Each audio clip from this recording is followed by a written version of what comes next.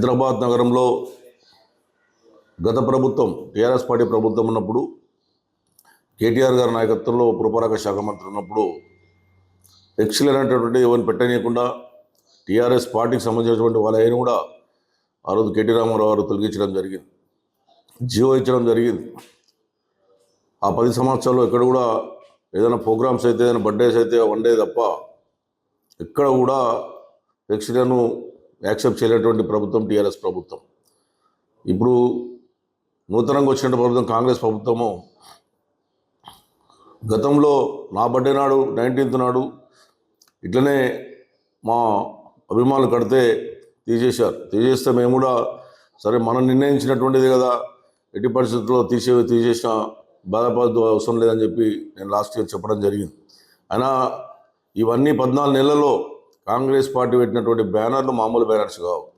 పెళ్ళిళ్ళైనా పెరటాలైనా బర్త్డేలైనా రకరకాలుగా గల్లీకి బ్యానర్లు పెట్టి మరి ఎంతో ఉత్సాహం చేశారు.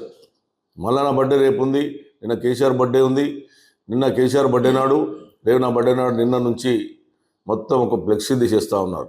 మీరు తీయండి కాదనట్లేదు, కానీ ఒక టీఆర్ఎస్ పార్టీ బ్యానర్లే తీయడం అనేది ఎంతవరకు కరెక్ట్ అనేది ఒకసారి ఆలోచన చేసుకోండి. ఇస్తే జీవో తీయండి, మేము ఆనందిస్తాం. ఒక బ్యానర్ ఏ పార్టీ కట్టొద్దు అన్నటువంటి జీవో తీయండి, ఆనందిస్తాం తప్ప కక్షగా ఓరించి మాకున్నటువంటి అభిమానులను నిరుత్సాహపడే విధంగా మీరు చేస్తూ ఉన్నారు. ఇది మంచిది కాదు. మీరు అనుకుంటున్నారేమో మా ఫోటో లేకుండా చేస్తారని మీరు అనుకుంటారేమో బిడ్డ, మీకు కూడా తొందరలోనే మీకు ఈ గతిగా ఇంకా భయంకరంగా గతి పడుతుంది. మేము చేసిన దుర్మార్గాన్ని దోపిడీకి అన్నీ చూస్తూ ఉన్నాం, ప్రజలు గమనిస్తూ ఉన్నారు. అన్నీ ఎవరుండే ఆ ప్రభుత్వంలో ఎట్ల పనులైనాయి, ఈ ప్రభుత్వంలో ఎట్ల పనులైనాయి.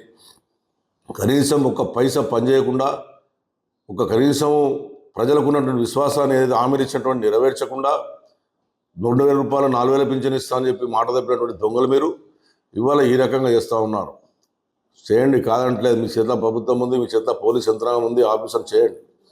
కానీ అందరికి ఒక న్యాయం ఉండాలి. ఒక పార్టీకి ఒక న్యాయం, ఇంకో పార్టీకి ఒక న్యాయం అనే విధంగా మీరు చేస్తే ఖచ్చితంగా ప్రజలు బుద్ధి చెప్తారు. మీరు తీసిన దానికి మేమేం బాధపడతలేం, కానీ మీ బ్యానర్లు కూడా రేపటి నుంచి ఎక్కడైనా బ్యానర్లు గిట్ట మీ కనబడ్డా మున్సిపాలిటీ అధికారులకు హెచ్చరిస్తూ ఉన్నాను.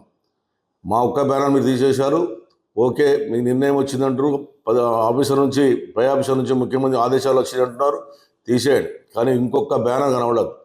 రేపటి నుంచి గట్ట కనబడ్డది అంటే ఇక మేము ఏ రకంగా మీకు బుద్ధి చెప్తామో ఆఫీసర్కి అని చెప్పి తెలియజేస్తూ ఉన్నాం.